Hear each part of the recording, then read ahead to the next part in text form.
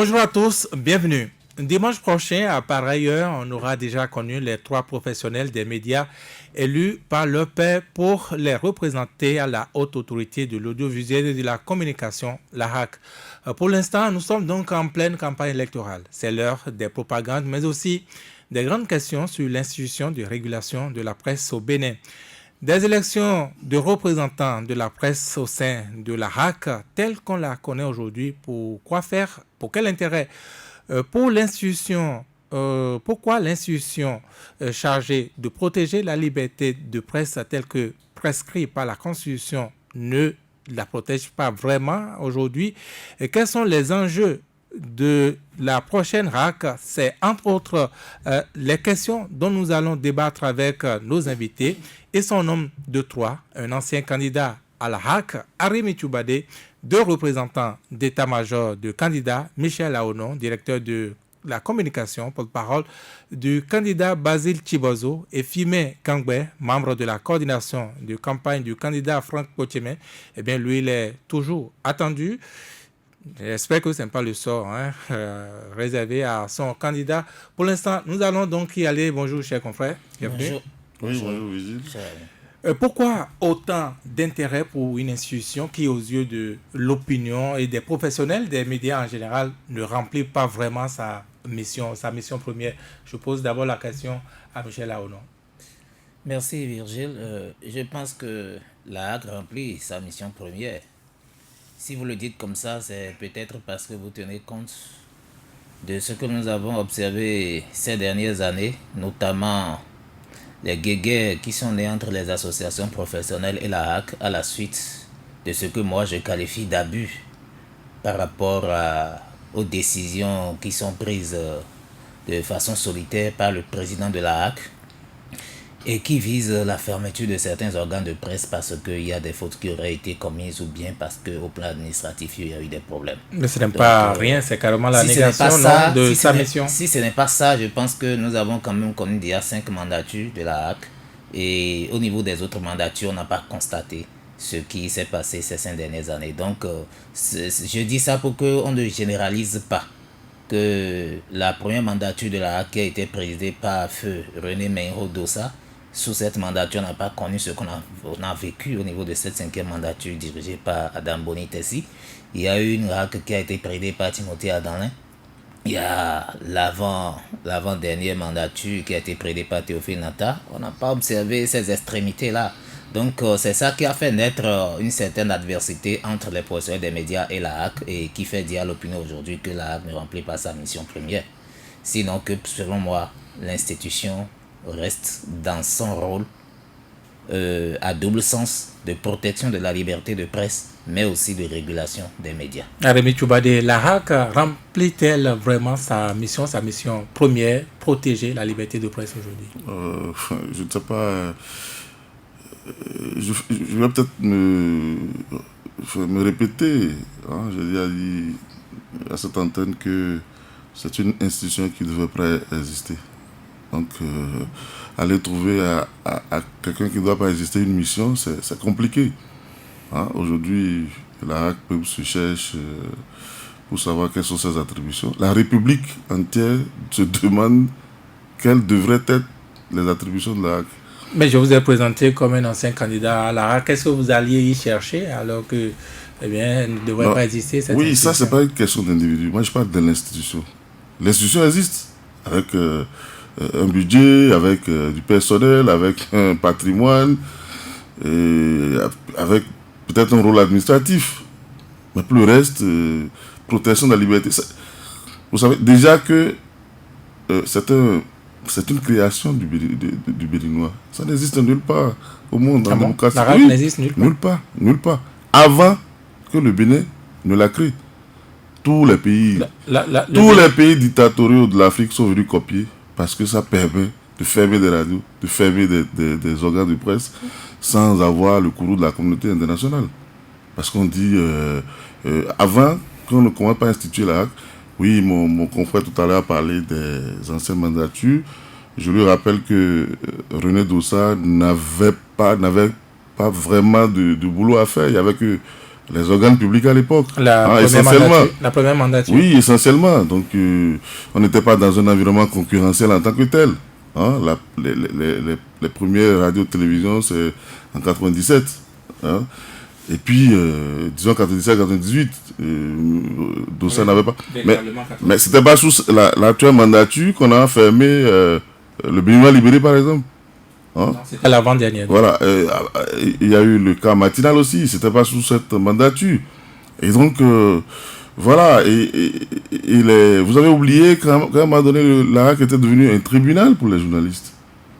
C'était pas sous cette mandature. On avait judiciarisé pratiquement, transformé la RAC en une cour où vous avez 9 juges devant vous et vous vous défendez sans défense, sans avocat. Enfin, ça, vous êtes là tout seul devant 9 juges qui, chacun en direct à la télé, dit ce qu'il pense de vous.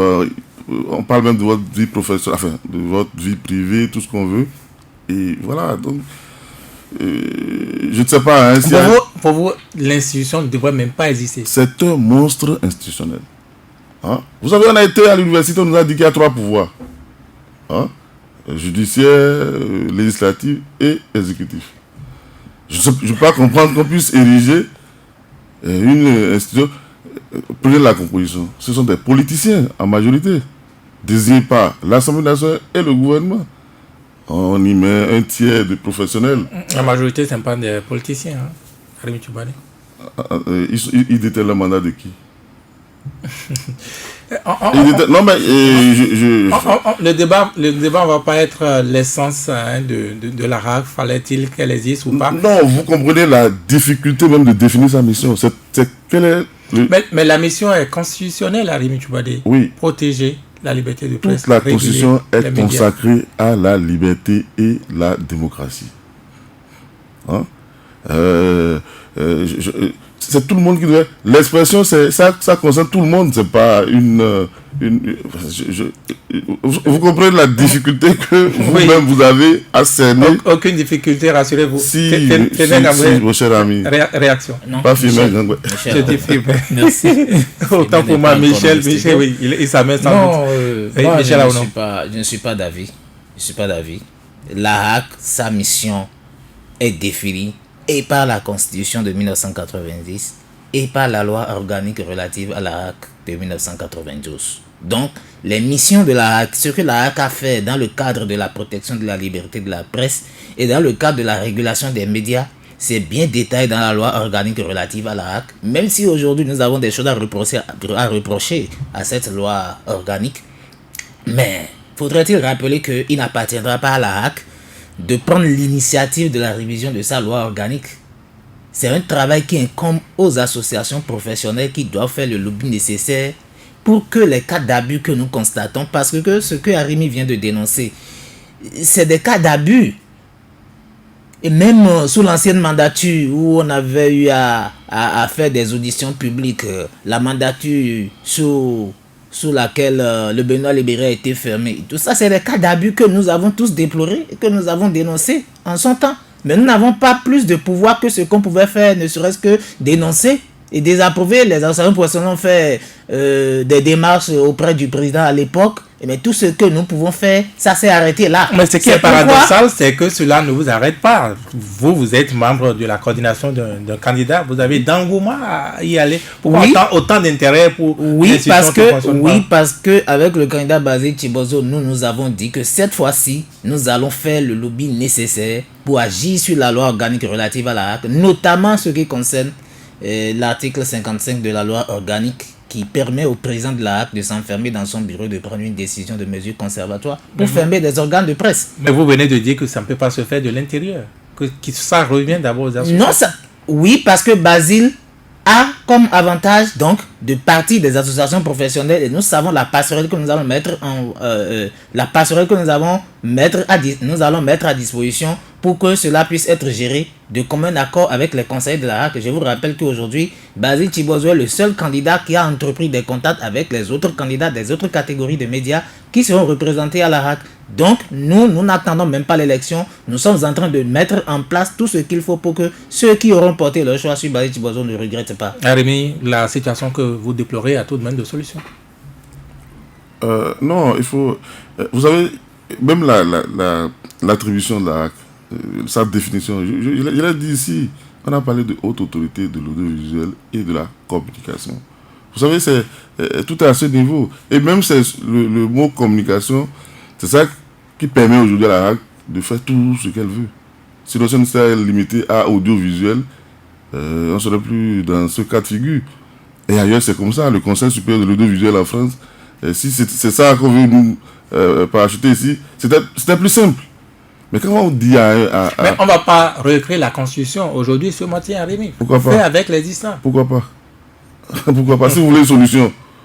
Oui, est-ce qu'on peut on peut pas donner pour attribution à une institution, comment appelle-t-on, une disposition dont on ne contrôle pas les contours. Vous ne pouvez pas mettre dans une constitution que quelqu'un essaie de communication sans définir au préalable ce qu'on appelle communication. Nous sommes dans ce cas de figure. Je vous dis, la HAC ne scène pas très bien ses attributions.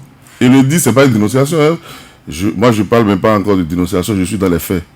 On ne peut pas me dire, la communication, c'est quoi? Pourquoi la HAC n'est pas compétente pour les prêches dans les églises? Ce n'est pas de la communication. Pourquoi la HAC n'est pas compétente pour ce qu'on enseigne dans les établissements? Ce n'est pas de la communication.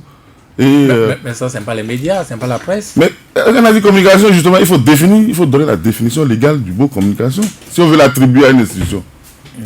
Nous sommes dans ce flou-là. Et aujourd'hui, la HAC se permet de s'occuper des grogneurs, des journalistes, etc., etc. On ne comprend même plus. Et l'axe, je dis, je ne suis pas dans la dénonciation. Je présente les faits.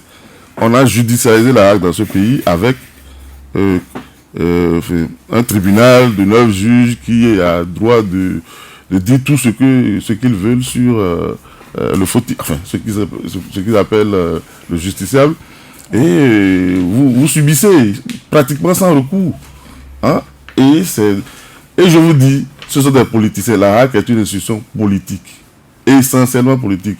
Je ne voudrais même pas opiner par rapport à ce que dit mon confrère pour ne pas paraître comme le contradicteur de son candidat ou le représentant d'un autre candidat. Le contradicteur voilà. est là. Voilà, mais je ne sais pas très bien comment un membre de la HAC, je ne sais pas ce qu'il appelle lobby, etc. En fait, c'est la caractéristique de notre métier, hein, de notre profession. Si vous voulez. Oui, vous avez entendu parler de lobby. C'est-à-dire, on n'est pas dans un cadre légal, dans l'exercice même de notre profession. Hein, si vous voulez, on peut. C'est encore notre sujet. Oui, il faut que j'explique, que je rectifie. Ce que j'appelle, vous savez, et quand Arimi parle de communication, qu'on n'a pas cerné le contour de ce qu'on appelle communication, alors qu'on parle de haute autorité de la communication, non, ce n'est pas ça. Quand vous prenez la loi, pour chaque loi, il y a ce qu'on appelle l'exposé des motifs. Et dans l'exposé des motifs, on donne une définition à chaque mot ou à chaque lexique pour savoir, c'est-à-dire au thème de la présente loi, on n'entend pas communication si et ça, ainsi de suite. Donc tout ça là est défini. Donc la communication telle que Arimi veut définir, ça peut ne pas exister dans le contenu de la loi. Non. Parce que à l'époque, rappelez-nous les motifs par rapport au mot communication. Non, par rapport à la loi, on n'entend pas communication, c'est la communication via les masses médias. Wow. Et c'est sur cette base qu'on a créé la HAC. Je me rappelle, moi je n'étais pas à la conférence nationale, je suis trop jeune pour dire que je suis participant à la conférence nationale, mais quand j'ai lu l'histoire et que j'ai visé les vidéos, notre doyen Sébastien Bota, quand il a pris la parole à la conférence nationale, c'est lui qui a émis même l'idée que comme on veut maintenant libéraliser la presse, il faut créer une institution qui se chargera de sa régulation pour éviter les cas de dérapage. Et c'est comme ça que les membres de la conférence ont adopté l'idée qu'il faut créer une haute autorité qui se charge de la régulation des médias. C'est ça que nous avons appelé comme ça. Donc, au thème de... C'est-à-dire, à la création de l'institution HAC, la loi précise qu'on n'entend pas communication, la communication par les masses médias. Et les masses médias à l'époque, c'était les radios qu'on devait autoriser les privés à créer, c'était les chaînes de télévision et autres. Aujourd'hui, la HAC a en face d'elle des défis liés aux médias en ligne, aux télévisions qui sont sur Internet, ainsi de suite. À l'époque où on créait la HAC, il n'y avait pas ces défis-là. Donc, je peux reconnaître que avec l'évolution du temps, ou avec l'avènement des nouveaux médias, la HAC a de nouveaux défis et peut-être n'a pas les moyens de tout cerner, et il appartiendra maintenant à l'État et aux conseillers de voir dans quelle mesure de réfléchir pour voir comment on peut encore donner plus de moyens à la HAC. Mais dire que la HAC ne devait pas exister, je ne suis pas tout à fait d'accord parce que je vous dis que si la HAC n'existait pas, nous serions dans le péril. Il fallait que la HAC existe. Il est désormais là, Firmin Gangbert, je le présentais comme membre de la coordination de campagne du candidat Franck Potchemé. Alors la question en discussion, c'est de savoir pourquoi cet intérêt pour aller à la HAC alors que l'institution, aux yeux de l'opinion, aux yeux des professionnels des médias, ne remplit pas sa mission première, protéger la liberté de presse. Ah non, attention. Dire que l'institution ne remplit pas sa mission première, à savoir protéger la liberté de presse, c'est trop dit. Parce que lorsque vous prenez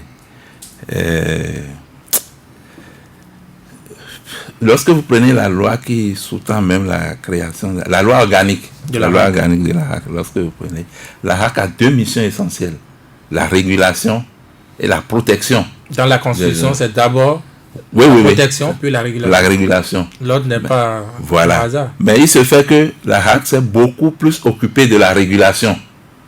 C'est ça le constat. La HAC s'est beaucoup plus occupée de la régulation. Et on a comme l'impression que l'autre aspect, c'est-à-dire le second volet, ou bien le premier volet qui devait être la protection des journalistes, à savoir la protection des professionnels des médias, que cet aspect n'a pas été tellement abordé par la HAC. C'est ça l'impression que les confrères, les populations ont. C'est juste une impression pour vous? Oui. Non, ce n'est pas une impression, c'est la réalité.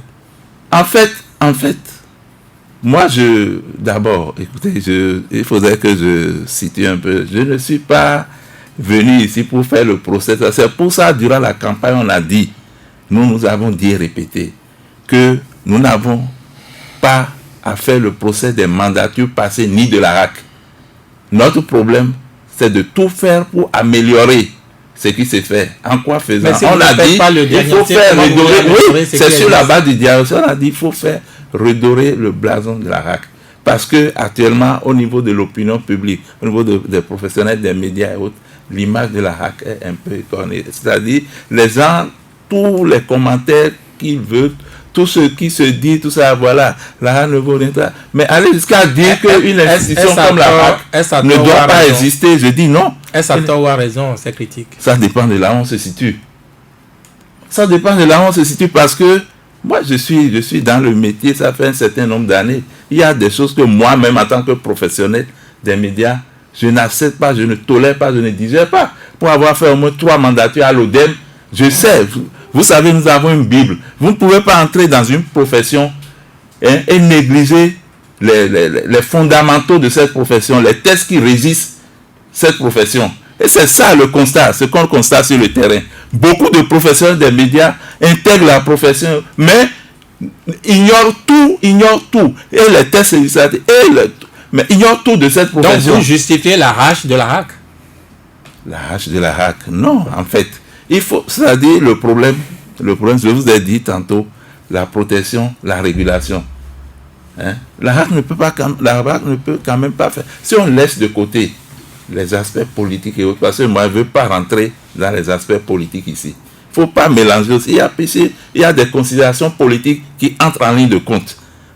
Donc, avec le candidat, on a été clair, on ne veut pas. Quelles sont vos considérations politiques ici? Mais je sais, avec le débat, tout ça, il ne faudrait pas, parce que si ça... Personne n'a encore parlé politique. Non, mais tel que vous insistez, tel que vous posez la question aussi... Mais c'est les questions du moment, c'est les questions que tout le monde se pose, non? C'est d'abord parti d'un constat, comme l'avait dit. Bon, en fait, la HAC doit pouvoir sévir. C'est une institution de régulation, mais, je dis et je le répète, j'ai eu à échanger depuis plusieurs années, je continue pas à échanger avec nos confrères qui ont siégé à la HAC. Ils m'ont dit un certain nombre de choses. Je me rappelle Agapit Napoléon Maforican. Il a été conseiller à la HAC, premier rapporteur. Il m'a dit, mais la HAC a trop de pouvoir. On a encore rien. C'est que si normalement, on devait appliquer tout ce qu'il y a dans la loi organique, mais que les gens allaient crier, on n'avait rien vu encore. Oui, mais ils ont dit, même Edouard Loko, le conseiller, mais ils ont dit, ils sont passés par là, ils ont vu comment ça se passe. C'est pour ça quand mon ami Michel parlait de lobby tout à l'heure, j'approuve. Il faudrait peut-être un lobby là-bas, les professionnels des médias, à savoir techniciens, à savoir professeurs de la presse écrite et puis de l'audiovisuel, il faudrait qu'ils forment un lobby là-bas, quitte à aller également vers les autres. Mais qu'est-ce que vous appelez lobby? Moi, je ne comprends pas. Non, si vous permettez. Non, il y a des... C'est moi qui ai parlé de lobby. Si vous permettez, j'explique. Quand je dis lobby, ce n'est pas quelque chose d'informel. Vous savez comment nous avons fait pour faire adopter le Code de l'information et de la communication en 2015? Mais nous avons rencontré des députés dans l'informel d'abord. Oui, mais ça, pour échanger sur... Parce que les députés étaient partis pour ne pas accepter certaines dispositions que les associations... Parce que je rappelle que le Code de l'information et de la communication de 2015, c'est parti d'abord d'un avant-projet qui a été étudié au niveau des associations professionnelles. Après, c'est devenu un projet. Avant que ça n'aille au gouvernement, on nous a renvoyé ça à nos associations professionnelles et que nous avons fait un travail dessus. Mais dans ce travail-là, nous avons fait des travaux dans l'informel avec des députés sans que ça ne soit rendu public. C'est ça, moi, j'appelle lobby. Parce que si vous amenez directement des trucs comme ça, les députés vont refuser parce que c'est des politiciens, ils estiment qu'une presse trop libéralisée, que ça va. On a vu les débats en plénière au moment où on voulait adopter le code. Donc c'est ça que moi j'appelle lobby. Lobby que je dis là, c'est pas quelque chose d'informel. C'est-à-dire... Comment le lobby est possible, du moins, de l'intérieur de la RAC en tant que conseiller? Comment on fait ce lobby? De l'intérieur de la RAC, oui. D'abord que ceux qui sont représentants des professionnels puissent déjà s'entendre entre eux trois. Et je rappelle que la mandature qui est en train de finir, il y a un professionnel qui siège au moins, mais qui a été désigné par le bureau de l'Assemblée nationale. Mon doyen Pascal Zantou, il est journaliste, mais il n'a pas été élu par ses pairs. Vous comprenez? S'il arrivait que, pour la désignation cette fois-ci, au niveau du bureau de l'Assemblée nationale, il se trouve qu'un professionnel des médias est désigné, ça permettra de renforcer le réseau. La loi organique fait obligation à l'Assemblée nationale et au chef de l'État de désigner des professionnels des médias. Oui, mais ils peuvent désigner.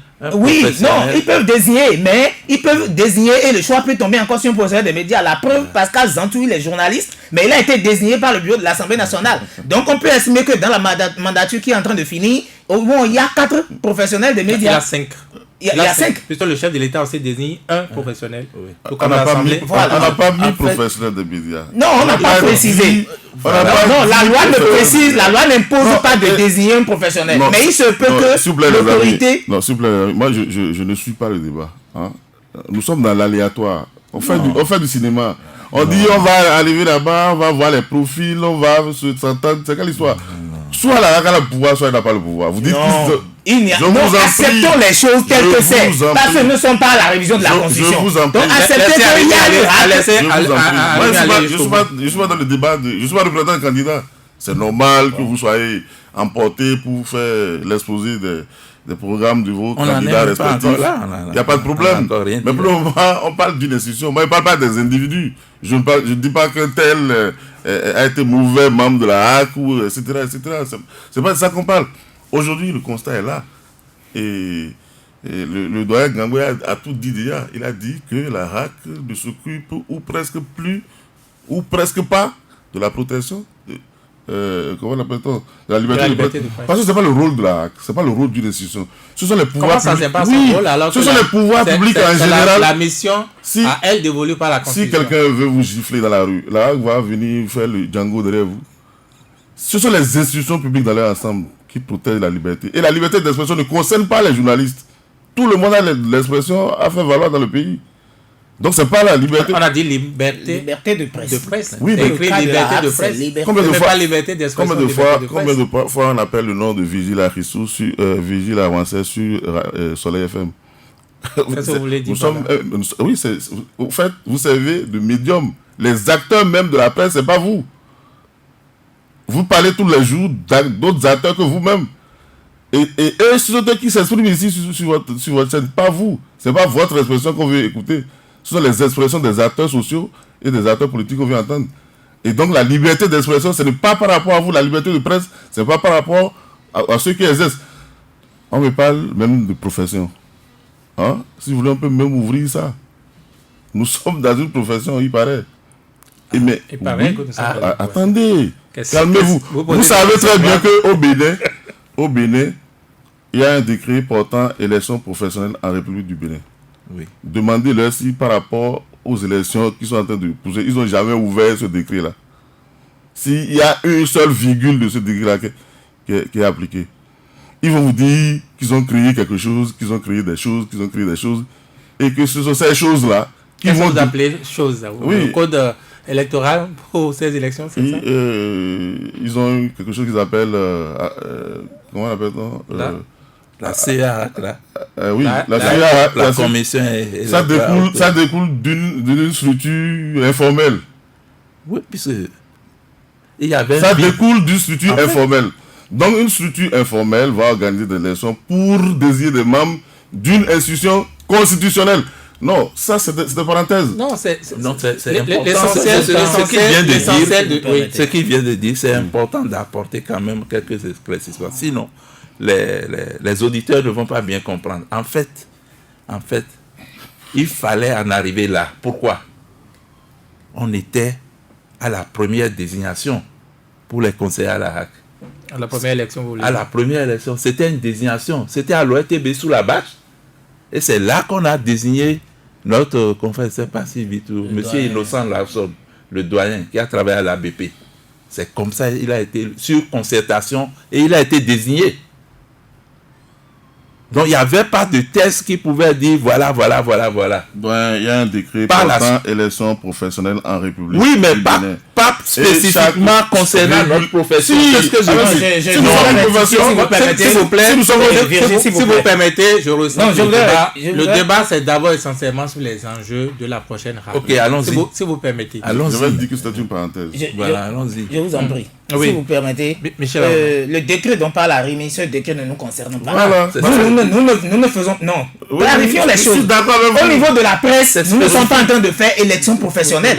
Les élections professionnelles dont parle Arimi, c'est les élections qu'on organise au niveau des centrales syndicales pour désigner la centrale syndicale la plus représentative pouvant engager des négociations avec le gouvernement. Nous autres, on nous dit de désigner nos représentants. Donc la désignation peut même se faire sans élection. C'est parce qu'à un moment donné, nous étions de plus en plus nombreux et les opinions, on n'arrivait plus à s'entendre sur les candidatures que nous-mêmes, nous avons choisi le mode élection pour désigner nos représentants. Sinon, l'État ne nous oblige pas à faire des élections telles que nous l'organisons pour désigner nos représentants à la HAC.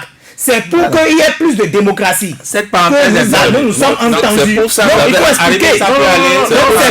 Le décret dont on parle, c'est pour ça que j'avais insisté. Je disais il fallait clarifier. Vous êtes d'accord que les structures qui organisent les élections sont des structures informelles? Non, quand on dit que c'est des structures informelles, ce n'est pas bien de dire ça. Ce n'est pas bien de dire ça parce que je vous dis, donc vous dites que nous sommes allés. Attendez, je vais expliquer. Quand vous dites structures informelles qui ont installé cela, les structures qui ont installé la commission électorale de la HAC pour les désignations de nos représentants, c'est le CNPA, c'est l'UPMB. Oui. Et comment vous dites que CNPA et l'UPMB sont des structures informelles? C'est pas bien d'entendre des trucs comme ça. Attendez, non, c'est pas vrai. C'est pas vrai. Nous avons la presse a été libéralisée à partir de 1998. Il y a la loi 97-010. Du 10 août 1997 portant libéralisation de l'espace audiovisuel en République du Bénin. Et cette loi porte les dispositions pénales spéciales applicables aux délits en matière de presse et de communication audiovisuelle. C'est à partir de là qu'on a autorisé le privé à intervenir dans le secteur des médias et les privés ont eu des autorisations pour créer des radios et des télévisions. À partir de là, c'est pourquoi vous avez constaté que les premières chaînes de télévision privées, c'est à partir de 1998, je crois. Oui. Golf et LCD et consorts. Donc, c'est que à partir de là, les acteurs qui ont commencé par faire des interventions au niveau des chaînes de radio, qui ont commencé par écrire dans les journaux, c'est des acteurs qui sont venus de l'université ou bien d'autres champs de formation.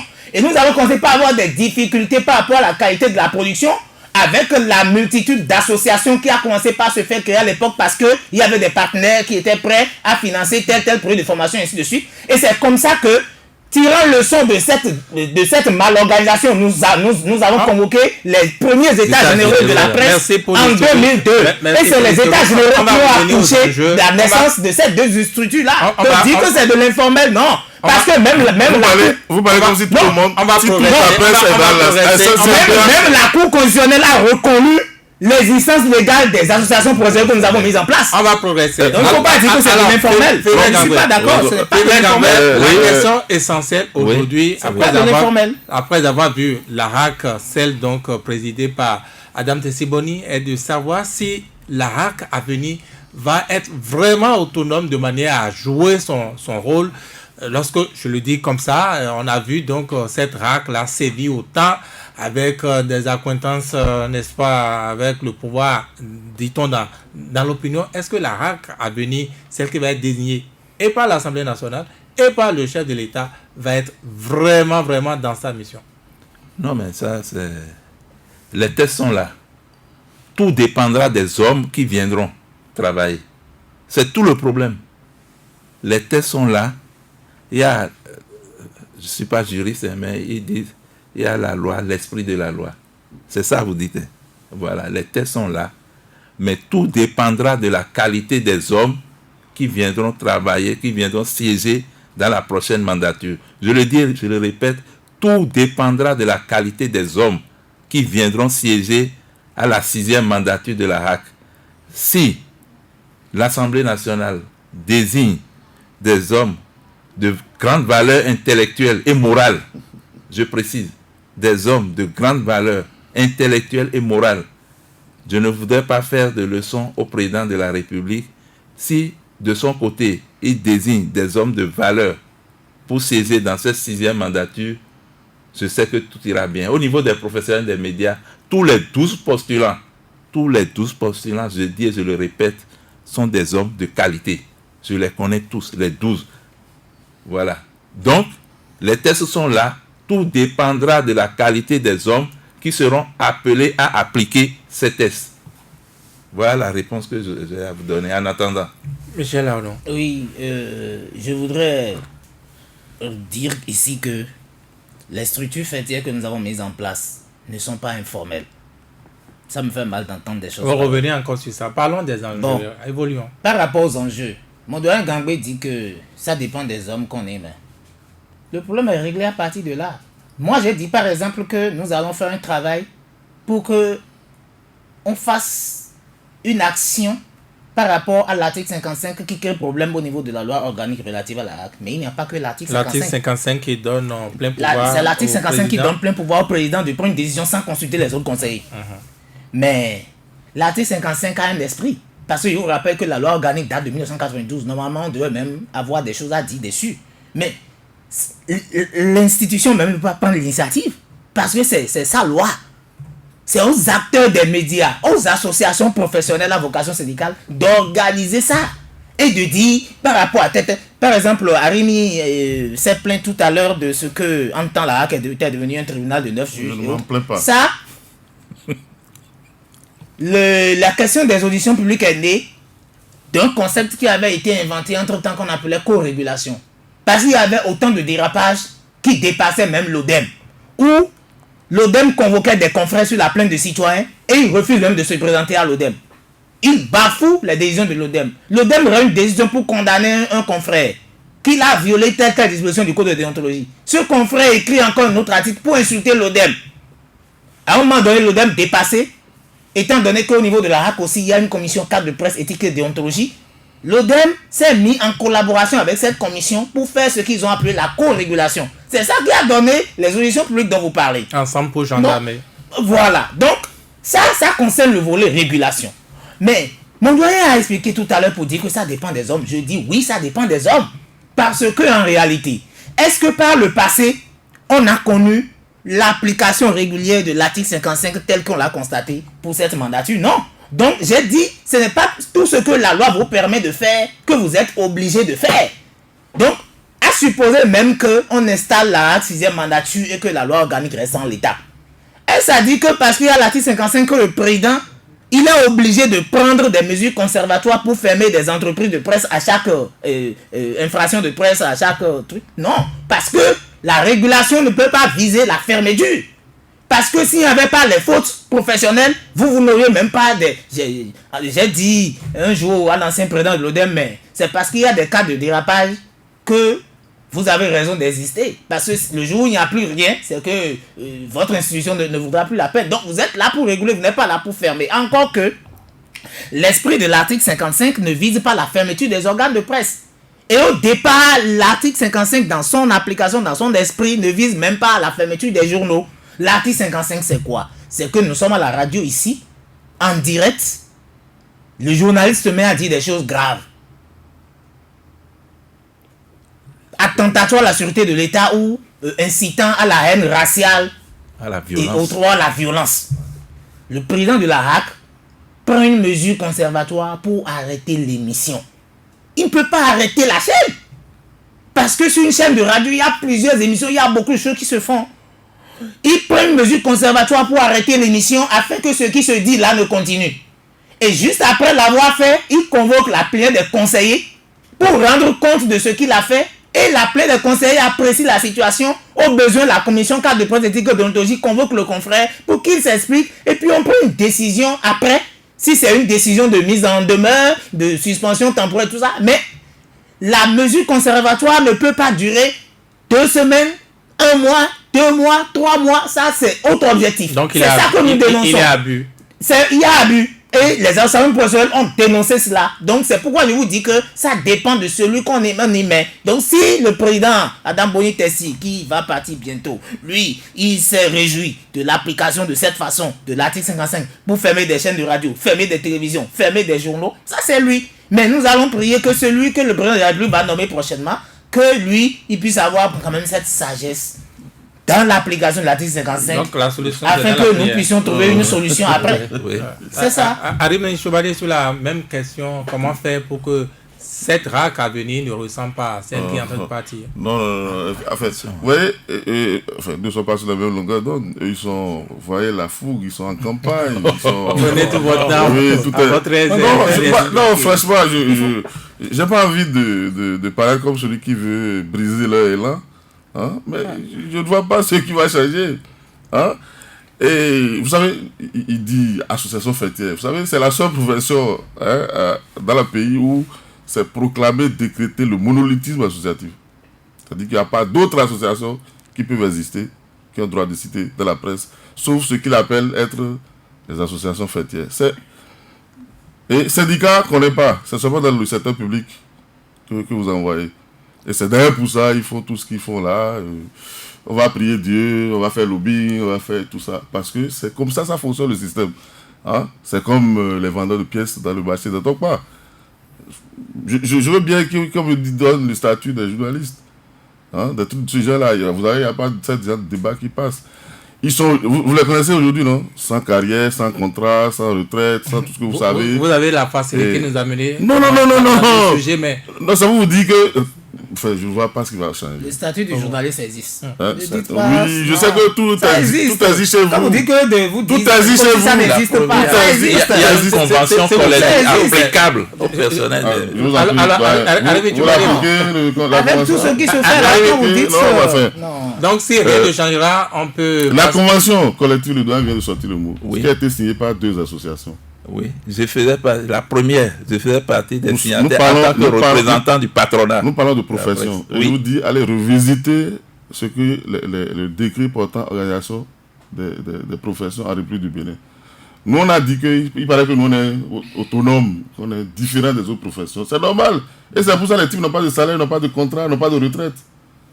Oui, nous sommes particuliers, comme vous le dites. Il n'y a pas de souci. Si on va perpétuer cet état de choses, ça, vous savez très bien que vous n'aurez pas de pouvoir dans la prochaine RAC. Pas autant ou plus que ce qui s'était passé. Les RAC précédentes. Oui, puisque les politiciens vont désigner 6 et vous serez que 3 professionnels représentants des professionnels des médias. Et même si ce sont des journalistes qui sont désignés par les politiciens, ils ont d'abord reçu mandat des politiciens. Ils ne siègent pas en tant que journalistes. Ils ont une mission. Voilà, on leur a assigné des missions. C'est ceux qui les ont nommés qui vont leur assigner leur mission. Et dans quel pays vous avez vu... Est-ce qu'il y a de missions en dehors de la mission constitutionnelle? Oui. Est-ce que vous avez vu dans un pays des politiciens venir réglementer une profession? Donc ça veut dire qu'il y a 10 ans, quand Rimi était candidat, il était candidat pour un politicien. Je vous ai déjà dit que ce n'est pas une question personnelle. Je serais, même si j'étais à la RAC. Ce n'est pas personnel. Attendez, laissez-moi vous répondre. Vous l'expliquez, c'est tout comme si vous étiez aussi en mission. C'est pas de carré à vidager. Je l'ai fait une seule fois. Non, parce que tel que vous le dites, c'est tout comme si vous étiez aussi dans une mission politique. Vous étiez candidat. Vous étiez tous contre moi, non? Non. Donc on ne revient pas sur la campagne de Arimi. On ne revient pas sur la campagne de Arimi. Vous étiez dans une mission politique aussi. Vous avez choisi vos candidats. candidats. Tel que vous définissez les choses. Il fallait me laisser partir, vous allez voir. Vous avez choisi vos candidats, donc on ne revient plus là-dessus. Arimi n'a pas été à la RAC. Donc, mais Arimi a voulu aller à la RAC. Oui, mais vous avez refusé, voilà le problème. Maintenant, vous n'avez pas revenu. Une institution, vous avez mis l'ambition de siéger dans une institution. Et 10 ans après, vous n'avez pas revenu sur la candidature d'Arimi. C'est pas de ça qu'on parle. Et puis après... Non, je n'ai pas fini. Non, vous avez fini. Ah, d'accord. Oui. Parce que j'ai été candidat il y a 10 ans. S'écarte trop de... Oui, c'est pourquoi je vous redonne la parole. J'ai reçu une mission en arrivant ici. Vous avez entendu la mission? Je voudrais dire, en tant que directeur de campagne adjoint de candidat, je ne viens pas quand même ici pour raconter... C'est comme les membres de la RAC désignés ont reçu une mission par rapport à ce que Arimi a dit tout à l'heure, sa déclaration. Il est bien vrai, ce n'est pas moi qui pose la question ici, mais plutôt vous. Mais par rapport à ce qu'il a dit, vous n'avez pas de salaire. Vous n'avez pas de salaire. Le débat n'est pas personnel, voilà. On ne va pas personnaliser. Donc je ferme cette page-là rapidement et je dis, il a parlé également de monolithisme. Il a parlé également de monolithisme. Je vais rapidement dire pourquoi. Moi, je n'entends même pas ça sous le parapluie de monolithisme. Je n'entends pas ça de cette manière-là. Hein? Je voudrais donner quelques éclaircissements rapidement et puis on en parlera plus. Pourquoi? Parce qu'on a fait l'expérience. Avant les premiers états généraux de la presse, on a vu sur le terrain ce qui se passait. Avec la multitude d'associations, il a dit tantôt. À ce rythme-là, si les États généraux ne venaient pas mettre le haut... Est-ce que vous pensez que ce passé est plus important que l'avenir? On parle des enjeux. Il faut s'inspirer également du passé. Mais c'est assez raconté. Maintenant, on peut envisager l'avenir. L'avenir. Je dis, nous, on a une vie, pas moi, le candidat et tous ceux qui l'accompagnent. Le candidat Franck Potiemen. Il a une vision assez claire de la situation. Pourquoi? Pendant près d'une décennie, il a travaillé avec la RAC, secrétaire général de l'UPMB, 2 fois président de l'UPMB. Il est resté dans les commissions au niveau de la RAC. Il a travaillé avec les conseillers pendant 2 mandatures au moins. La 4e, la 5e mandature, puisque c'est la 6e mandature qu'on prépare maintenant. Donc pendant 2 mandatures sans être conseiller, il a côtoyé, il a collaboré en tant que président d'association avec les conseillers, avec la RAC. Donc il sait ce que c'est que la RAC, il sait ce qui s'y passe, il sait comment les choses évoluent là-bas. Donc c'est par rapport à tout ça qu'il a fait un certain nombre de propositions. J'ai dit tantôt, nous, on n'est pas venus pour raconter parce que c'est la campagne. Oui, non, mais est-ce que la RAC a sa loi organique. Mais il faudra corriger. Est-ce que ces 1000 propositions pourra les mettre en œuvre lorsqu'on a vu d'autres représentants de la presse promettre mais ne jamais réaliser? Je vais vous donner 2 exemples simples qui peuvent être réalisés. C'est très simple. Vous avez vu toutes les difficultés qu'on a eues au niveau de la carte de presse cette fois-ci pour le renouvellement.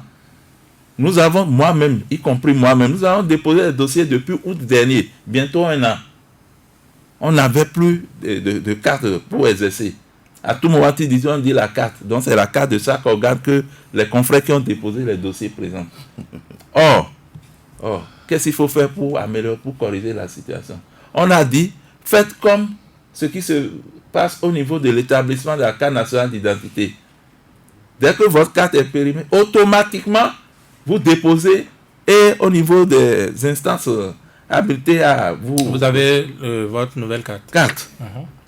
Voilà. Donc, il ne faudrait pas que ce soit des sessions qui s'organisent pour pouvoir renouveler la carte de presse. Et comment vous êtes sûr que cette proposition va être acceptée là-bas? Si, puisque c'est la RAC et le ministère de tutelle qui sont... En quoi la carte est importante pour un journaliste? Mais la carte est importante lorsque vous n'avez pas la carte, c'est dit dans les tests, lorsque vous n'avez pas la carte, vous n'êtes pas considéré comme un professionnel des médias. Moi, je l'ai c'est aussi simple.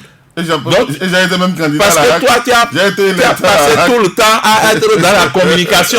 La communication est différente du journaliste. Il y a le journaliste à part, il y a celui qui fait la communication à part. Non, vous ne pouvez pas dire ça. Les tests au niveau de l'ODEM, vous ne pouvez pas dire ce que vous dites là. Je le répète. Non. Au niveau de l'ODEM, les tests, lorsque vous êtes attaché de presse, lorsque vous êtes ci, vous êtes ça, chargé de communication, automatiquement, on va pas par rapport au renouvellement de la carte de presse, nous on propose une carte qui ne sert à rien. À ce que les instances chargées de la renouveler la fassent régulièrement. Mais vous n'avez aucune assurance que ça va être accepté. Ça va être accepté. Selon quelle assurance? La nuance, c'est qu'on ne dépose plus la carte de presse. On fait la photocopie qu'on dépose dans le dossier. Et c'est au retrait de la nouvelle carte qu'on dépose l'ancienne. Pour pouvoir permettre aux professionnels des médias d'avoir au moins sur lui une carte de presse, même si cette dernière est périmée. Parce que ce qui se passe, les professionnels des médias ne disposent plus de carte professionnelle. C'est ça le problème. Même si cette carte est périmée, autant la présenter. Et la deuxième remarque, ce qui peut être fait aussi... La deuxième promesse promesse facilement réalisable. Nous avons dit il faudrait améliorer le niveau des professionnels des médias. Beaucoup d'écoles ont été créées. C'est une chance. Parce qu'à l'époque, on allait à l'extérieur. Il y a des universités privées et autres qui ont été créées pour s'occuper de la formation des journalistes. Mais malgré ça, il y a des constats qui sont faits régulièrement sur le terrain. Maintenant, il faut passer à la spécialisation. Il faut passer à la spécialisation. Et pour passer à la spécialisation, pour donner un coup de fouet à la spécialisation, il y a une commission formation au niveau de la RAC. Dont les conseillers peuvent agir de ce côté-là pour que la spécialisation puisse prendre un coup d'accélérateur pour que, au niveau des professeurs, qu'on n'ait plus les journalistes qui sont partout sur tous les terrains, partout à la fois, politique, culturel, environnement, sport, tout ce que vous voulez. On va écouter Michel Aonon sur les raisons donc, de voir un changement grâce à Basile Thiebauzot, candidat plutôt conseiller à la RAC. Oui, merci. En fait, je me sens un peu découragé quand j'entends certaines choses. Par exemple, tout à l'heure, Arimi dit que cas de presse, non. Et si vous parliez de votre candidat que de répondre non, je dis je dis ça parce que le volet concernant la carte de presse aussi fait partie du projet de mandature du candidat Basile Thiebauzot. Lui aussi. Et puis, je vais vous dire, Virgile Aroncet, vous êtes journaliste à Soleil FM. Ce qui permet, lorsqu'il y a un incident quelque part, ou bien lorsque vous devez justifier de quelque chose dehors, ce qui permet de dire que vous êtes journaliste, ce n'est pas le fait qu'on vous entend à la radio. Non. Ce qui permet de dire que vous êtes journaliste, c'est que vous êtes détenteur de la carte de presse. Et de Soleil FM. Non, la carte de presse. Oui, de la RAC. Non, pas du Soleil. Non, chaque organe de presse peut faire une carte professionnelle à son personnel. Ça s'arrête au niveau du personnel. Qui vaut largement carte de presse. Mais non, conformons-nous à ce que dit la loi. J'ai utilisé ma carte. La loi qui est en vigueur. Partout dans le monde. Non. Partout dans le monde. Attendez. Et j'ai jamais eu la carte de la RAC. La loi de 2015, la loi portant code de l'information et de la communication. C'est devenu le cadre de lecteur pour aller aux élections de la RAC. La loi de 2015 portant code de l'information et de la communication dit qu'on reconnaît le journaliste par la détention de la carte de presse. Le problème que Arimi pose, c'est autre chose. Et ça, c'est avant ça. Mais aujourd'hui, parce qu'avant, il y avait 4 lois. Il y a la loi de 1960 relative à la liberté de la presse. Il y a une ordonnance du président Zinsou de 1969. Il y a la loi de 1984 sur les affiches publicitaires. Et il y a la loi 97-10 que je viens de citer tout à l'heure sur la libération de l'espace audiovisuel. Toutes ces lois ont été abrogées à l'avènement du code de l'information et de la communication. Mais vous ne pouvez pas dire que vous êtes dans une profession et vous dites que non, la loi là, ça ne veut rien dire. Non, la loi de 2015, c'est la loi qui régit la corporation en dehors de ce que fait remarquer à Rémi, les professionnels des médias en général se demandent, mais à quoi sert la carte de presse? Merci, c'est ça que je veux vous expliquer. C'est parce que par le passé, nous n'avons pas mis en application les avantages liés à la détention de la carte de presse. Et les associations professionnelles, de commun accord avec la mandature qui est en train de finir au niveau de la RAC, Nous avons déjà fait un travail dans ce sens et nous avons déjà fait des propositions. C'est ça qui a amené le président Yahya Boni en 2012 à prendre un décret portant avantages liés à la détention de la carte de presse. Ce décret existe, mais le décret n'est pas mis en application. Ce n'est pas la HAC qui va mettre en application un décret qui nous arrange. Ça, c'est pourquoi je vous dis que c'est les associations professionnelles qui doivent jouer leur rôle. Donc les récriminations des confrères... On n'a pas besoin d'être à l'intérieur de la HAC alors pour débloquer ça. Ah non, attendez. Au niveau de la HAC, pour ce qui concerne les avantages, c'est au niveau des associations professionnelles. Maintenant, pour ce qui concerne la délivrance et le renouvellement de la carte, ça c'est au niveau de la HAC. Parce que le problème principal ici, c'est quoi? C'est le renouvellement ou bien c'est les avantages nous avons tenu compte de tous les aspects, c'est-à-dire la délivrance de la carte, son renouvellement, et ensuite les avantages liés à sa détention. L'attribution de la carte et son renouvellement, c'est du ressort de la HAC. Mais nous avons dit que jusqu'à présent, il y a au niveau de la HAC le comité technique de la carte de presse. C'est-à-dire, c'est ce comité qui fait l'étude des dossiers de demande ou de renouvellement de la carte de presse et qui produit un rapport. Le rapport est présenté à la plénière des conseillers et c'est sanctionné par une décision portant attribution au renouvellement de la carte de presse. Nous avons dit qu'au niveau de ce comité, il faut installer un dispositif technique qui permette de dynamiser le renouvellement automatique, comme Firmin vient de le dire. C'est-à-dire que votre carte de presse expire, lorsque vous estimez que d'ici 1 mois, 2 mois, la carte va expirer. Vous faites la photocopie de la carte et vous fournissez les autres pièces du dossier que vous soumettez à la HAC avec les droits d'établissement. Et avant expiration, vous avez votre carte de presse. Autre promesse rapidement réalisable. Autre promesse du candidat Basile Thiboso. Aujourd'hui, il y a au niveau de la HAC une commission qu'on appelle législation et réglementation. Vous savez, quand nous avons adopté la loi de 2015 portant code de l'information et de la communication, il a été prévu une période transitoire pour que les organes de presse se mettent en conformité avec cette loi. Cette période n'a pas été respectée. Et au moment où la HAC devait réagir, on a demandé aux organes de presse de fournir les dossiers qui permettent de constater la mise en conformité avec la nouvelle loi. Les dossiers ont été déposés. Au niveau de cette commission, on a demandé à ce que les organes de presse doivent payer 100 000 francs au trésor. On a demandé plein de pièces. La société éditrice du journal, ou bien si c'est une radio, la société qui fait office en tout cas, au plan commercial, qui chapeaute les trucs. On a fourni tout ça, mais le processus a duré près d'1 an. Parce que dans cette commission, aucun professeur des médias n'y siège. Et c'est la faute à qui? Dans une commission où on décide de nous ne sommes pas présents.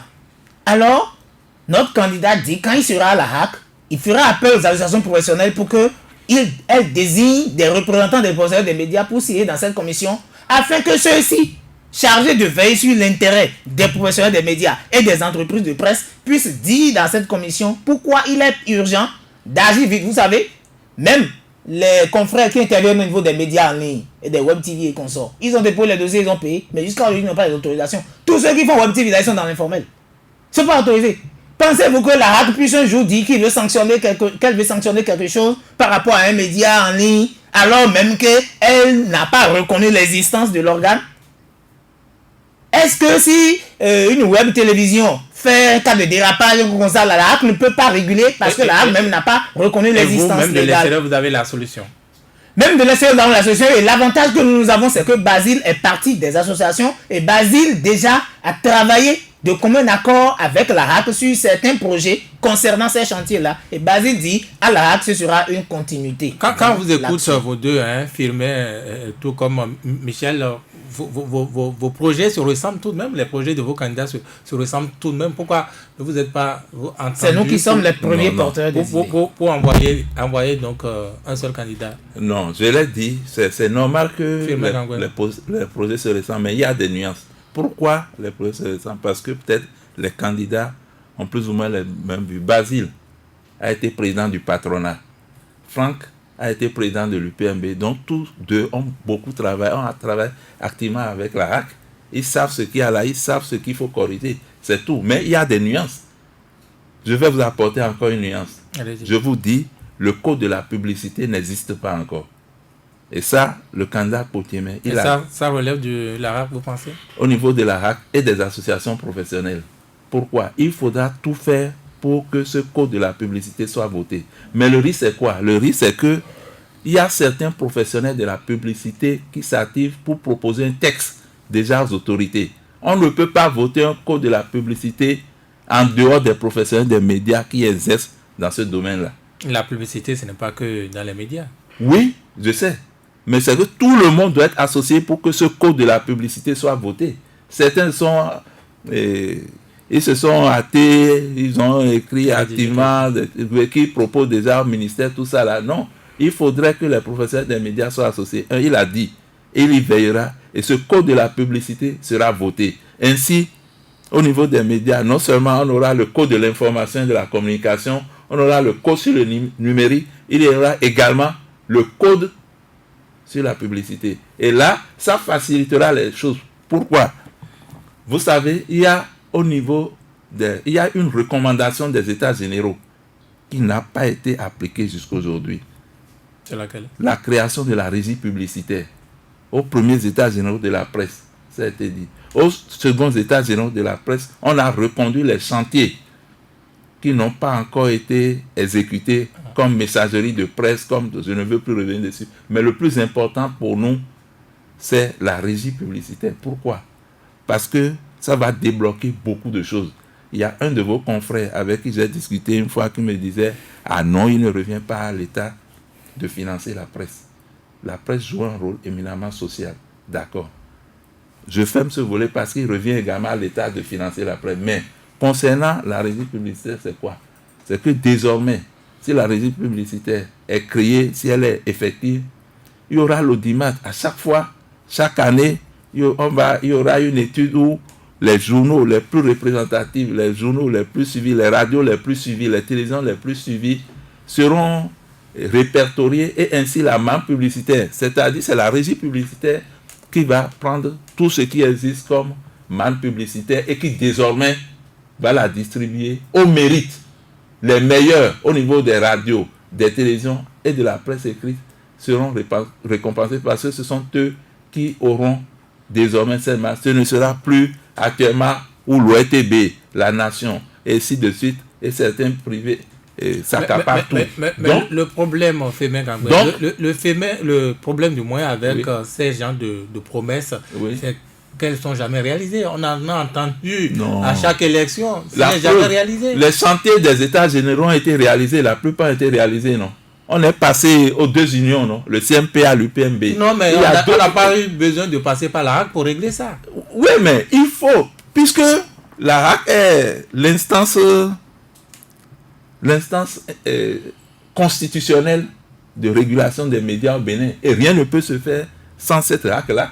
Donc, que ça soit le code de la publicité, la régie publicitaire, ce sera toujours avec la RAC. On ne peut pas. Les associations professionnelles iront chercher les sous pour créer la régie publicitaire.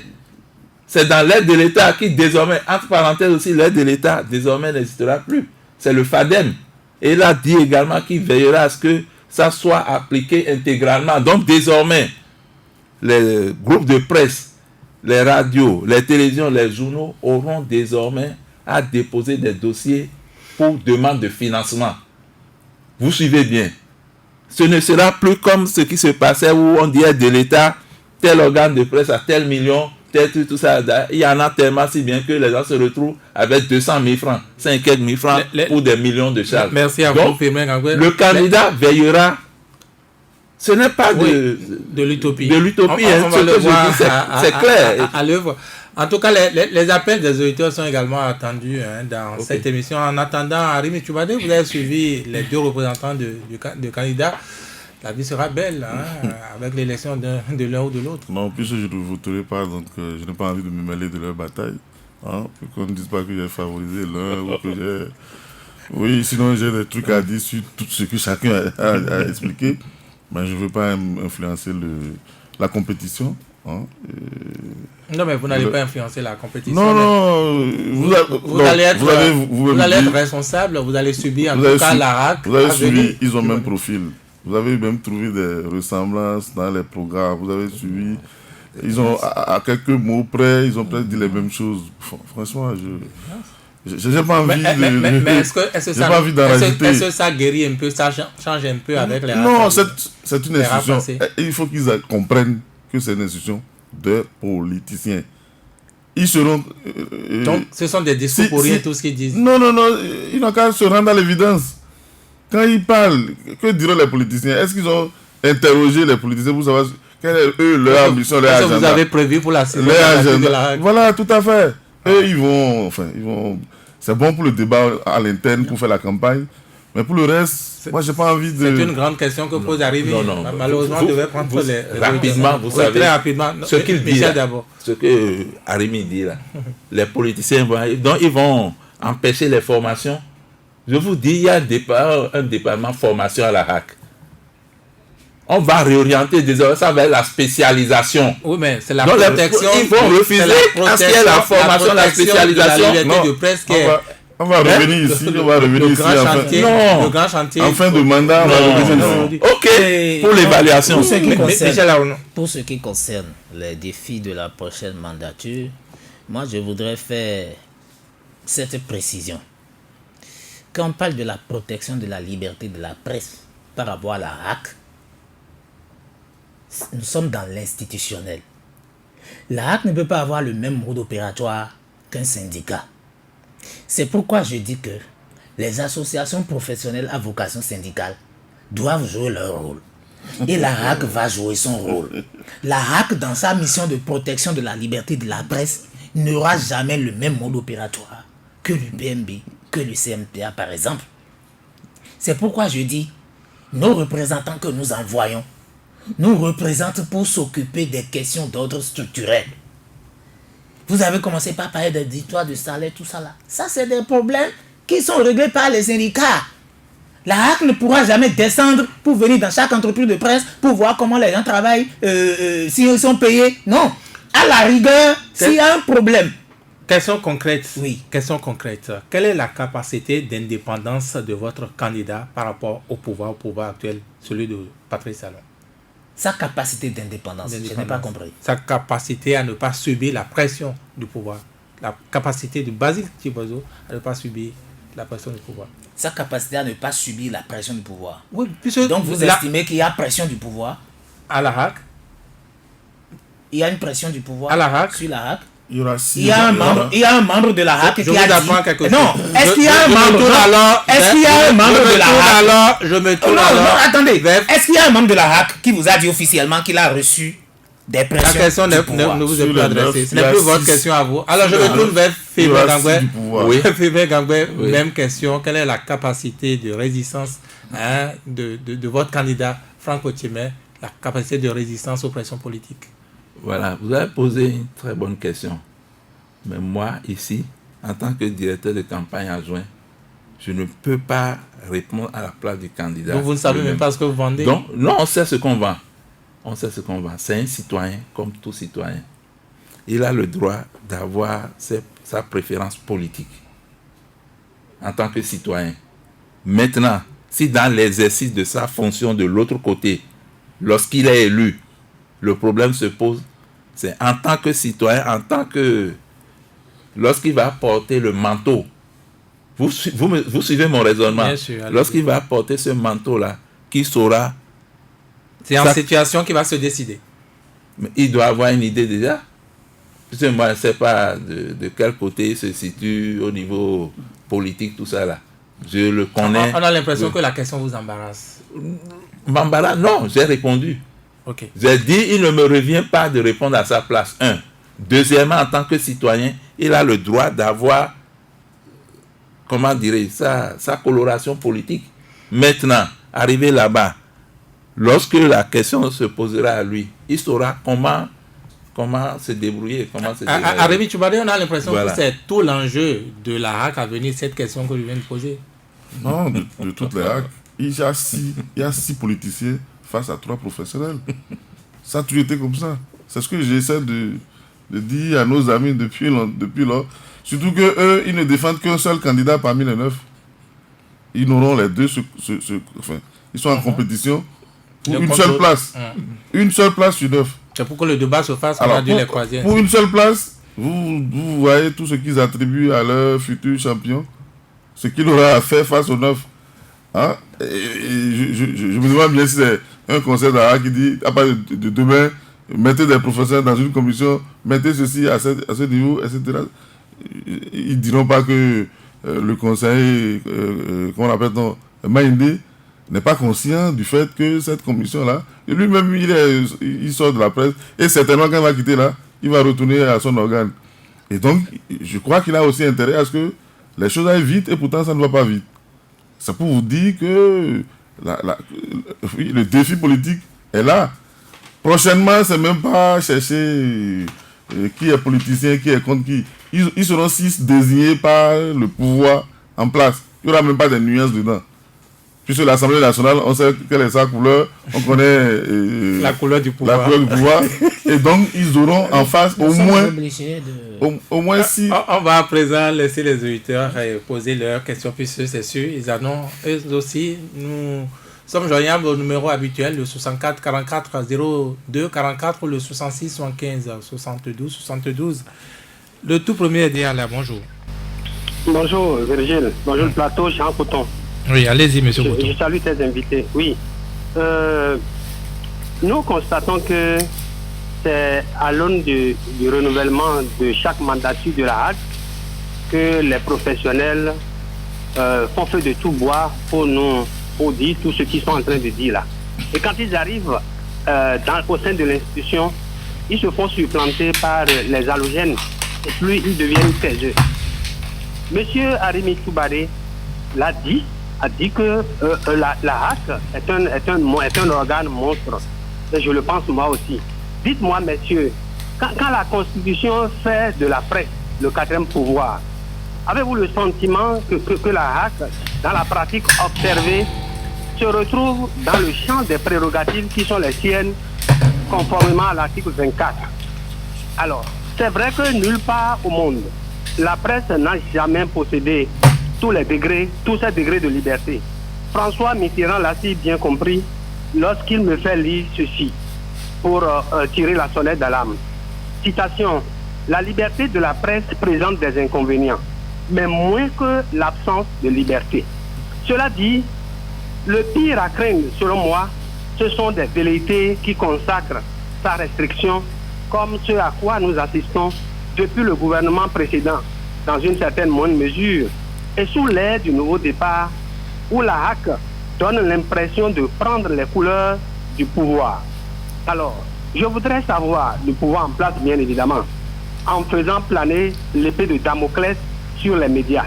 Les cas du Béninois libéré sous la 4e mandature, Arimi Toubaré l'a rappelé, est réhabilité sous l'actuel régime, et la fermeture de la Nouvelle Tribune, qui continue toujours de faire débat, et de certaines presses audio et télévision, dont Soleil FM, sans oublier le phénomène de brouillage devenu une réalité dans l'espace médiatique béninois. Depuis le 16 octobre 2017, pour ce qui concerne la 106.FM.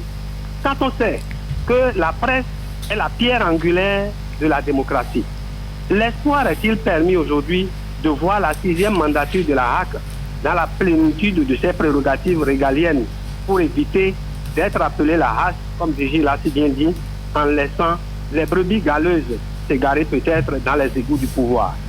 Je vous remercie. Merci à vous, Jean Coton. Deuxième auditeur, bonjour. Oui, monsieur, bonjour. Bonjour. Eugène Ewaï. Alors,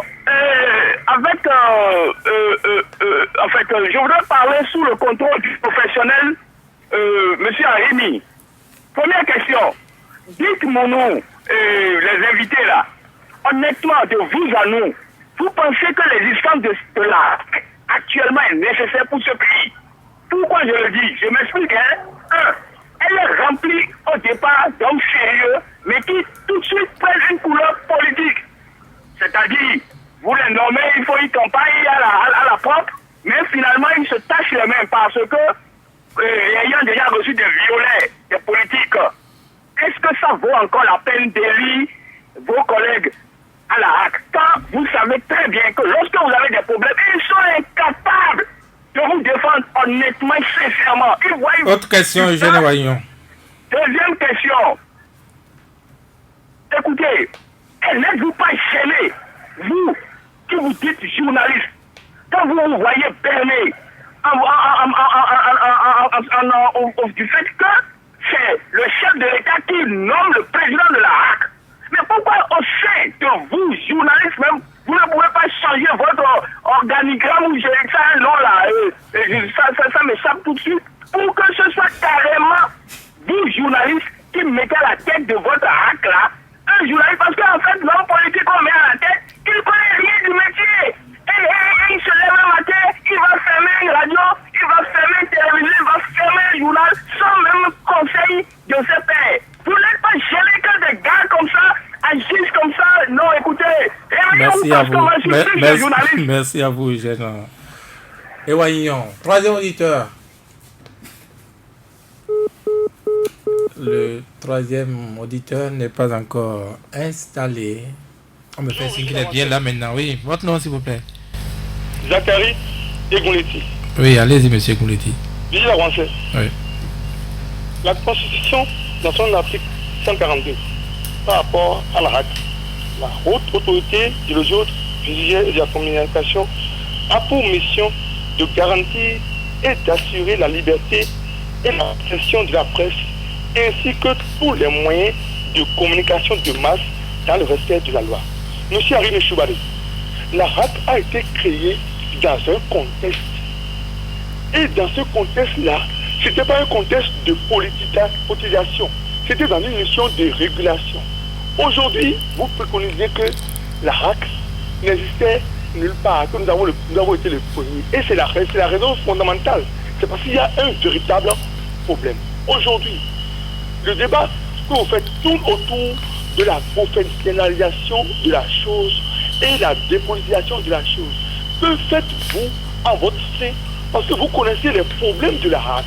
La HAC a été prise d'assaut par les politiciens parce que vous aussi vous le savez, il y a des journalistes qui sont de la naissance des politiciens. Malheureusement, quand ces politiciens meurent, ils meurent avec eux. C'est un problème fondamental. On a besoin de dépolitiser la HAC. Qu'est-ce que vous faites dans ce sens? Merci à vous, Zachary Egouleti, pour votre question précise. Nous allons prendre le quatrième et tout dernier auditeur. Votre nom? Oui, Sébastien Nyorosso. Oui, allez-y. Merci. Et ma première question, est-ce que les journalistes qui font campagne pour aller à la HAC vont réellement pour défendre la presse, ou c'est les titres et les avantages qui leur préoccupent? Parce que c'est devant eux et devant les conseillers d'aujourd'hui que Soleil FM est brouillé dans un pays de droit. Et on les laisse quand ils veulent et on les bloque quand ils veulent. Et d'autres ne sont pas libres d'écouter la radio que vous voulez. Et la Nouvelle Tribune est condamnée et à nouvel ordre. Et la HAC, les conseillers journalistes sont là. On n'a pas entendu quelqu'un démissionner pour dire qu'à mon temps, je ne peux pas accepter ça. Deuxième question. Depuis que l'institution HAC est née, quel mandature qui a plus aidé, plus accompagné, plus travaillé, travailler pour la liberté réelle, l'indépendance, l'épanouissement de la presse écrite, audiovisuelle, publique ou privée? Chers journalistes, répondez-moi s'il vous plaît. Vous connaissez la maison et vous savez tout ce qui se passe au Bénin. Merci, bonne émission à vous. Merci à vous aussi. Sébastien Nyorosso, nous revenons donc dans ce studio pour répondre aux différentes questions simples et précises. Je ne sais pas qui répond. La dernière, quelle est la HAC qui a plus travaillé à la liberté de presse au Bénin féminin? Merci beaucoup. Je remercie les auditeurs qui ont posé des questions, soit d'éclaircissement, soit de contributions. Voilà, la HAC qui a le plus travaillé. Je voudrais dire d'abord qu'il ne nous revient pas de faire le procès des différentes mandatures. C'est pas un procès apprécié. On l'a dit, même le candidat l'a dit. Cependant, si on prend les différentes mandatures, on sait qu'il y a une mandature qui a été dirigée par un professionnel des médias. La première mandature, dirigée par Feu René Meïro Doussa. Je crois, nous on a beaucoup travaillé avec cette mandature. Je crois que cette mandature a beaucoup travaillé. Pourquoi? Parce que c'était elle qui a commencé, qui a pris le relais du Conseil national de la Rémi communication. disait avant votre arrivée qu'il n'avait pas grand-chose à faire. Non, il ne peut pas dire ça parce que lorsque vous démarrez, il n'y avait rien d'existant. C'est eux qui ont commencé. Ils ont travaillé sur la base des documents laissés par le Conseil national de la communication. Parce que après la conférence nationale, lorsque l'idée a été émise à la conférence nationale, il fallait une structure pour pouvoir régler les problèmes en urgence en attendant d'aller à la création de la RAC. Donc il avait l'ancêtre de la RAC. Oui. Il y avait avec les douaniers Agbota, même René Dossa. Ils étaient un certain nombre, même de personnalités de la société civile qui faisaient partie de ce contexte. Ils ont travaillé. Les premiers tests, ce sont eux qui ont élaboré. Maintenant, la première mandature a démarré. Mais la chance que nous avons eue, c'est parce que c'était quand même un homme éclairé, un homme d'une certaine envergure. Le regretté René Dossa. Il a beaucoup travaillé à l'époque. Il faut voir, il faut comprendre. Donc, la RAC, première mandature, était la meilleure. Ensuite, toutes les mandatures qui ont suivi également ont travaillé. Toutes les mandatures pour moi. Tout le monde a travaillé. Oui, tout le monde. On n'est pas venu pour faire le procès. Même question. Mais les gens ont travaillé. Même question, Michel Aono. C'est relatif, hein. Selon moi. À quelques comparaisons, je pense que chaque mandature a fait ce qu'il pouvait dans la mesure du possible, mais elles sont en tenant compte des contextes aussi. Elles sont assez courtes. La RAC 5e mandature a eu comme défi que la première mandature n'avait pas. Oui. Donc on ne peut pas faire la comparaison de cette manière. Et la RAC 6e mandature aura des défis devant elle qui peuvent ne pas être les défis du numérique surtout. Vous désignez personne. Arimé Tchoubadé, Non, il faudrait que les professionnels de médias se rendent à l'évidence que si au bout de 30 ans, la RAC n'a pas fait grand-chose pour la corporation, qu'elle n'en fera jamais. Donc, faut pas arrêter. Et que non, la RAC n'est pas là pour la presse. Ce n'est pas une institution de professionnels de médias, c'est une institution politique. Il faut qu'on le dise suffisamment. Pourquoi on n'a pas créé une institution politique pour réguler la médecine? Pourquoi on n'a pas créé, ou bien on va me dire que la médecine n'est pas importante dans un pays, ou que je sais pas, les autres professions ne sont pas importantes. Et c'est seulement pour les professionnels des auditeurs. Oui, il faut que les journalistes, les professeurs de médias aillent chercher leur bonheur ailleurs qu'à la RAC. La RAC, c'est là, comme je vous l'ai dit, il y a un budget, il y a un personnel, il y a une administration, ça doit tourner. On va répondre aux questions, oui. C'est la réponse aux questions. Oui, c'est la réponse aux questions. Ok, merci beaucoup. L'espoir est-il permis? La première question qu'on nous a posée. Jean Coton. Oui, l'espoir est permis. L'espoir est permis en ce sens que tout dépendra de nous-mêmes. Comment? Et je l'ai dit, le candidat Potier l'a dit au début. Il a dit, tout ce qui se passe aujourd'hui, c'est la méconnaissance des tests. Même les gens interviennent, ils disent, la loi organique de la RAC, combien de personnes maîtrisent cette loi organique de la RAC? Je vous ai dit tantôt que même ceux qui ont travaillé à la RAC, même les conseillers plutôt, qui sont passés, j'ai donné l'exemple d'Agapit, j'ai donné l'exemple du conseiller local qui fut vice-président de la RAC. Ils nous ont dit, non, ils maîtrisent bien, c'est là-bas, ils ont compris que la RAC a d'énormes pouvoirs. La RAC a d'énormes pouvoirs. Lorsqu'ils vont là-bas, ils comprennent. C'est pour ça il faut aller là-bas le conseiller Potier a dit il faut vulgariser les tests. La loi organique, le nouveau code de la communication, le nouveau code de l'information et de la communication, le code sur le numérique. Il faut vulgariser. Il faut vulgariser abondamment pour permettre non seulement aux professionnels des médias, mais à la population de comprendre ce que c'est, ce qu'on attend d'elle. C'est ça le problème. Si les gens ne maîtrisent aucun test, on a beau parler, on a beau dire tout ce qu'on veut. Vous ne maîtrisez aucun test, vous voulez juger les gens sur la base du travail. Est-ce que vous n'êtes pas gêné que ce soit le président de la République qui nomme le président? Je ne suis pas gêné.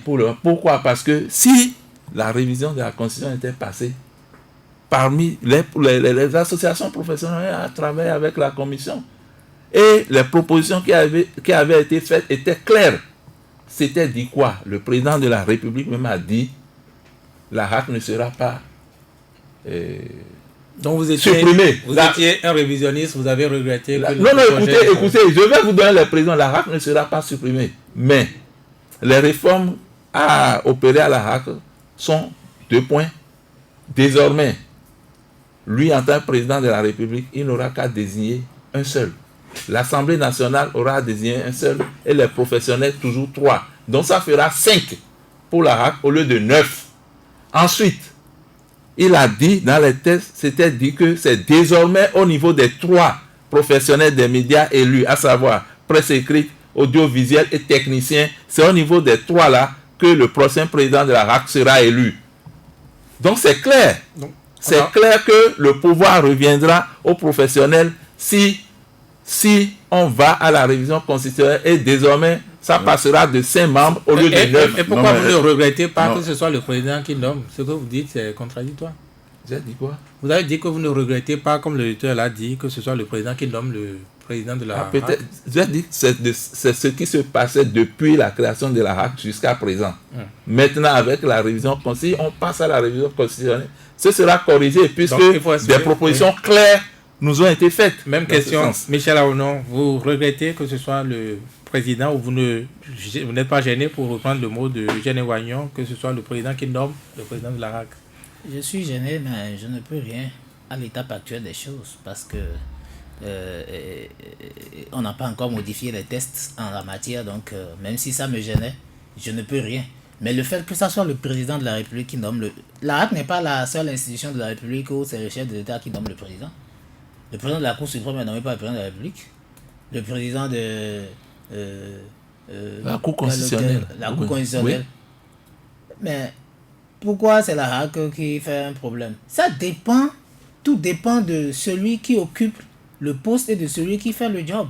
Donc, ça gêne que ça soit, par exemple, lorsque nous étions à l'ouverture des travaux des 2e états généraux de la presse en 2014, le président Yahya Bouni était venu à l'ouverture et il a exprimé le vœu que ça soit un professionnel des médias qui dirige la RAC, parce qu'à l'ouverture, le président du RIAC était le président de l'institution similaire au Niger, était un professionnel des médias. Le réseau au plan africain. Le réseau des instances de régulation de la communication. Voilà. Donc, dans le siège au Bénin. Non, le secrétariat. Voilà. Donc, le vœu a été émis depuis 2014 et puis j'ai constaté qu'au cours de la campagne de 2016, le président Talon aussi avait souhaité cela et dans le projet de révision de la Constitution, mais tout ça là n'a pas marché. Donc, nous nous en tenons aux tests qui sont en vigueur. Une question qui colle à cela, Zachary Leti demandait que faites-vous pour changer la politisation de la RAC? Pour changer la politisation de la RAC? Oui. Vous qui étiez dit à ne pas reconnaître ces genres de pression sur la RAC? Non, au fait, moi, un conseiller de la RAC n'est pas encore venu me dire qu'il a reçu une pression d'un homme politique, un membre du gouvernement. Vous attendez qu'une femme sorte de Dionké vous dit qu'il a une pareille activité là-bas?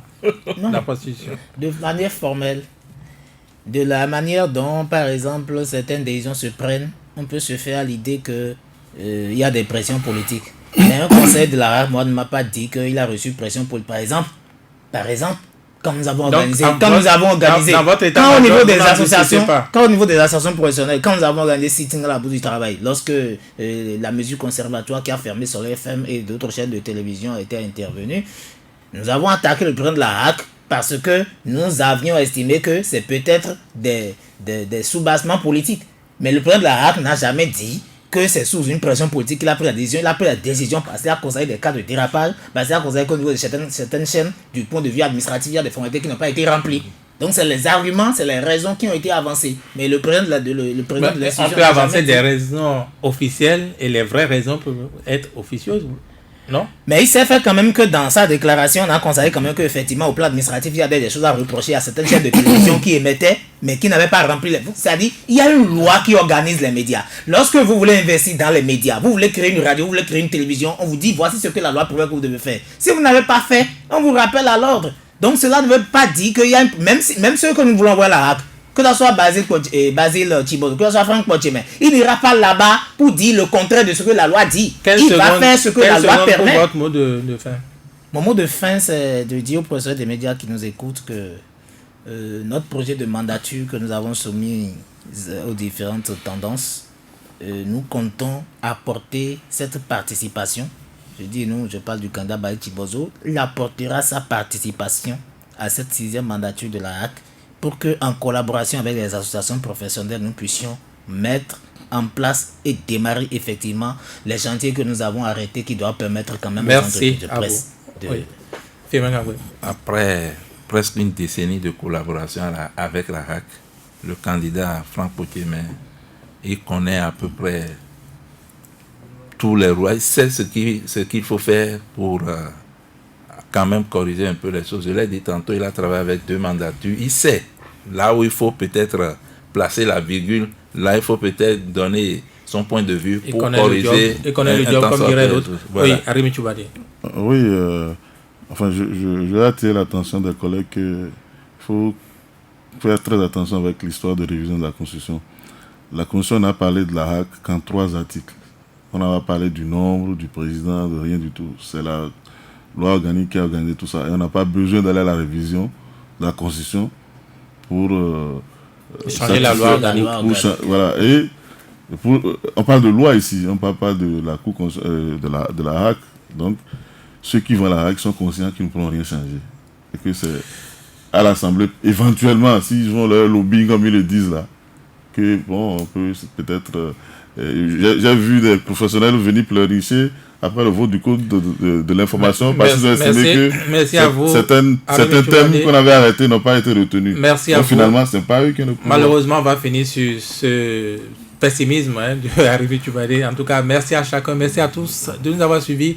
Arimi Choubadi, ancien candidat à la RAC. Vous l'avez entendu, Michel Aono, directeur de la communication et porte-parole du candidat Bazi Chibanzo, et Fimé Gangwe, directeur adjoint du candidat Franck Potiemen. Merci à chacun, merci à tous de nous avoir suivis. Mohamed Liamini a assuré la réalisation technique de cette émission. Sans langue de bois, c'est encore dimanche prochain.